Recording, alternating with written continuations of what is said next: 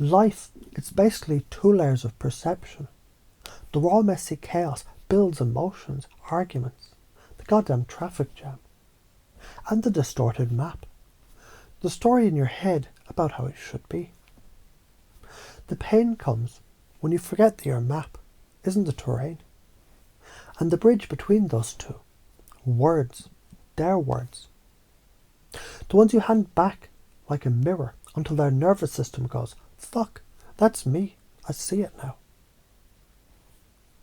You don't correct a lifter in a gym by screaming, your back is wrong. You point them at a mirror. They notice the form themselves and boom, adjustment without resistance. That's pacing before leading.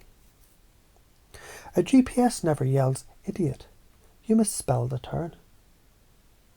It calmly mirrors reality, recalculating. That's what you do as people, reflect reality, then lead them toward a better road. The kid scribbles, a fire-breathing blob. You don't crush them by saying, that's not a dragon. You say, wow, fierce dragon. Now trust is built.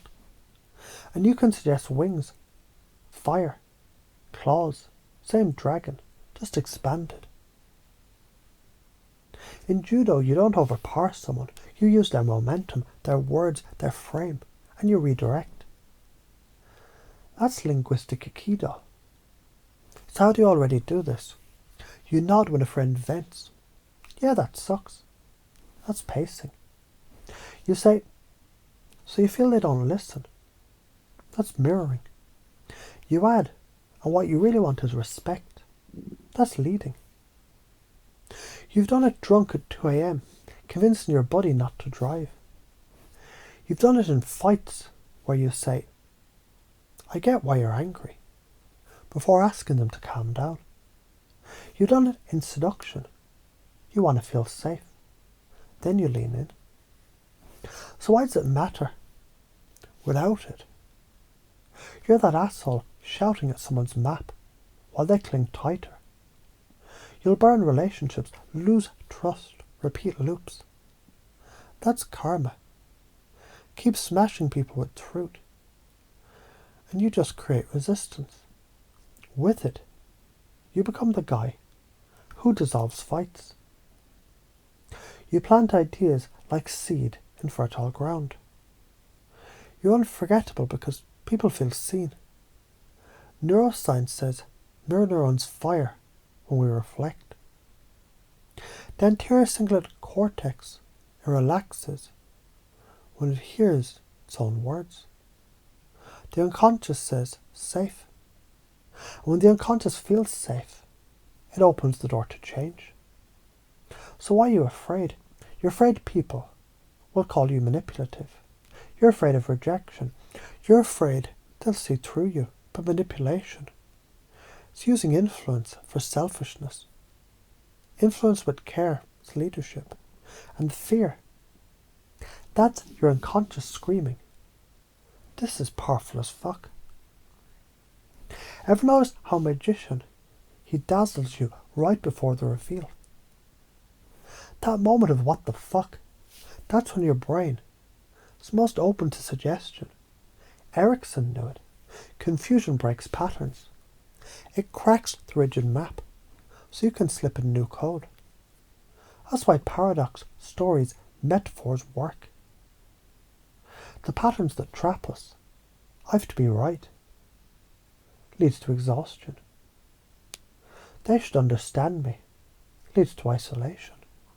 I'm not enough, self-sabotage. I can't change, paralysis. Each of these is just someone mistaking their map for reality, and maps can be redrawn. Pace, enter their world. So you feel this. Mirror their tone, their words, their rhythm. Lead. And wouldn't it be amazing if? Future pace. Imagine how different life looks when you do this. Anchor. Lock it in with touch, gesture, or a metaphor. If you don't do this, You'll keep arguing with shadows. People will pull away. You'll feel unheard because you refuse to hear them first. That's a self-made prison. If you do this, you turn every conflict into a bridge. You'll shift lovers, children, colleagues into resonance. You'll walk into chaos and bend it like light through a prism, scattering new colours across the room. Listen. You can keep whining about how people don't get it, or you can grow the fuck up and meet them where they are. Echo their words, respect their map. Only then do you earn the right to redraw it. Cause and effect, bridge or break. Karma doesn't give a shit about your excuses. If you ignore this, you'll keep bleeding energy in broken arguments. If you embody this, you'll become a surgeon of words, stitching wounds closed while others keep ripping them open. The world is terrain and map. People suffer because they confuse the two.